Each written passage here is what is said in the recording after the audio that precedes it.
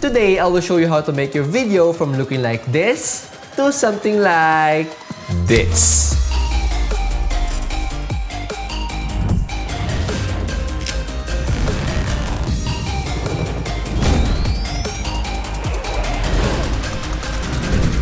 It doesn't matter if gumagamit ka ng budget-friendly camera, or you're using an iPhone or an Android. As long as your phone is capable of using manual exposure, then you are good to go.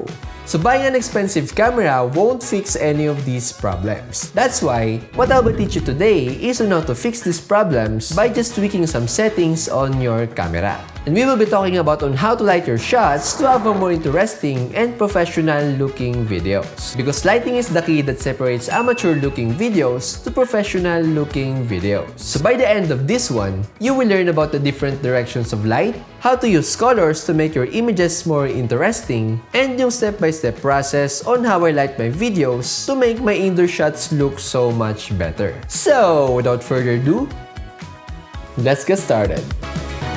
So the first thing we need to do when we have this plain-looking horrible image is to adjust some settings on our camera. First, we have to make sure that we lower their ISO because having a low ISO makes our camera less sensitive to light, which removes grain and noise on our shots. And remember, lowering your ISO will make your image darker, so para ma-achieve natin yung proper exposure, don't forget to set your aperture to the lowest value to balance our exposure and to have more bokeh or background separation sa ating subject. So right now, we are at ISO 200 at f2.8. It is so much better compared to settings kanina, which is a lot of grain on the image and less background separation. Next, let's talk about lighting. And let's start by showing you how the directions of light may affect the overall look of your subject. And you may be wondering why some photographers and filmmakers, specifically me, prefer to shoot only from sunrise to 9 AM and 3 PM until sunset.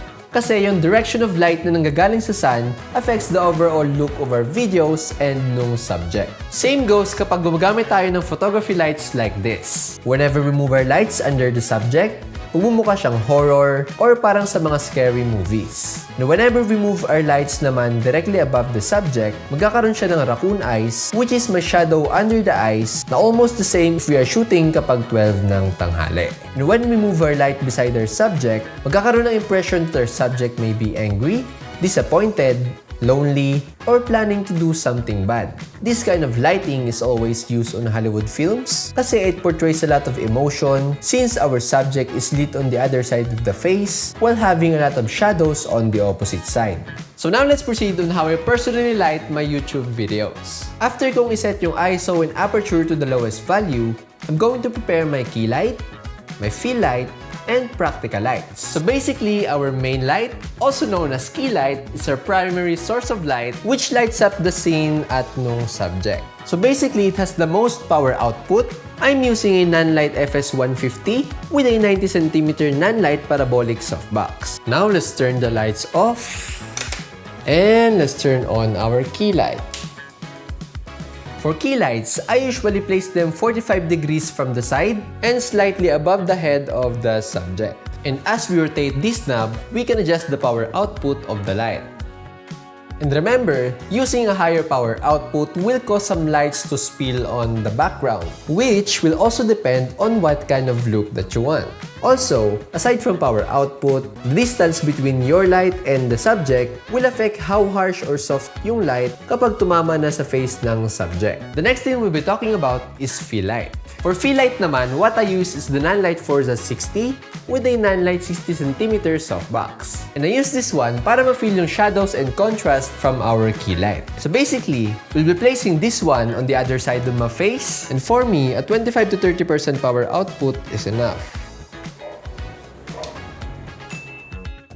So here's the difference from what we had earlier.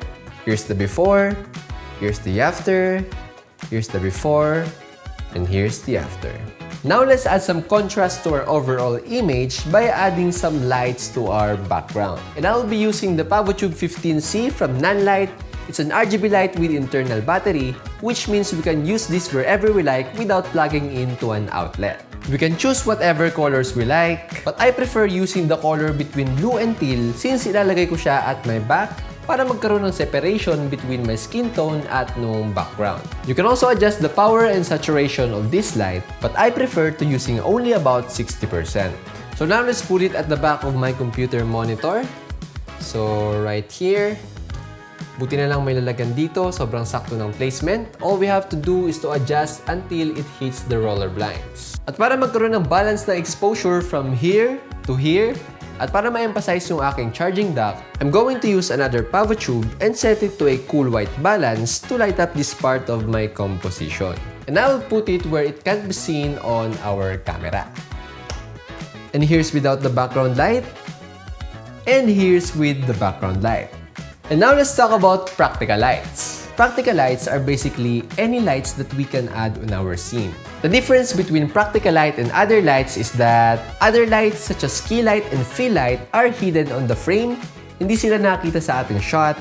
While for practical light, we can clearly see them in the frame, which adds dimension to our scene. And for practicals, what I will be using is this lamp, an LED strip at the back of my table, another LED light na may lightning design, at yung light right here, and our favorite, the Pavo Tube 15C. And here's the other one. Then let's play with some colors, or let's try some color combinations that we have. First, let's try the triadic color combination, which is purple, yellow, and blue, which we also did earlier. Next, let's try the complementary colors, and for this one, let's try the most popular above all, the orange and teal colors. And for our last one, let's try the analogous color combination, which is using only one group of colors sa buong scene.